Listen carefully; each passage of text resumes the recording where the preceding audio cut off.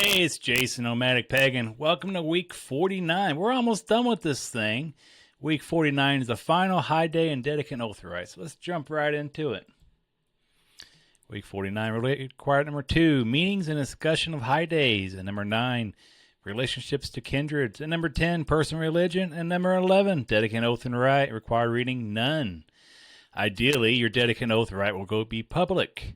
You may or may not write and perform the entire rite yourself. Often groves will provide a section of the rite where the oath can be given, and the dedicant's only duty will be to pronounce her oath or his oath, or their oath. Sometimes groves have several people going through the DP at once. Might have all their dedicants speak their oaths at the same rite, and give them responsibility of performing and administering every part of the rite. Solitary members might request to make their oath in a ADF festival, reaffirming their connection to the rest of the organization. Check with the Grove hosting to see if this is possible. Other solitaires will do the rite as they have worked through the entire program alone. Yes, alone. Sadly, people are solitary. I wish there was more groves in the areas, but they're spread apart too far. Each of those approaches is fine. While we encourage public performance, that is not always possible or even desirable, and as such, we do not require it. It is up to the dedicant to find or create the venue that is proper to them. The Dedicant Oath Rite should be an ADF-style rite. Remember that this means that you should employ a triple center, Indo-European focus, and other things common to ADF rites.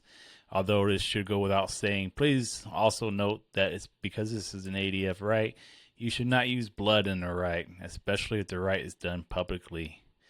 Page 124 of Our Own Druidry begins a ritual outline for a Dedicant Oath Rite. It is written for a solitary member, and you can lift the entire rite if you wish. If you are working with a grove, you might ask the senior druid to help you with figuring out what to do at that rite. A few things need to be said. As with all rites, record your omens. It is vitally important here, and you should read the omens or have the grove seer interpret them for you, as they refer to your personal path. Take the omen however you are comfortable, runes, tarot, or simply by flipping coins. Write down any insight you may have at that time. Review the omens again after the rite and write down any further interpretations you may have. Record and have ready all your sacrifices, and you will or might need for the ritual. Have some extras on hand just in case. Think carefully about the appropriate offerings. Homework. Perform your rite.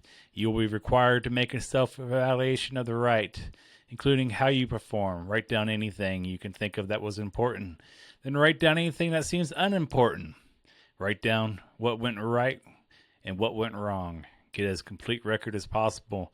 We'll sort through it next week. When you finish your write-up, by now you should be comfortable with the order of ritual, and you should know how to put one together, right? Right? Make sure that you detail what this high day is all about so that you can finish your requirement for describing the high days. You also need to finish your third book review. Congratulations, y'all. Congratulations. Next week's week 50, final high day and Dedicant Oath Rite recap. So we'll catch you next week, week 50. Blessed be, y'all. Have a good one.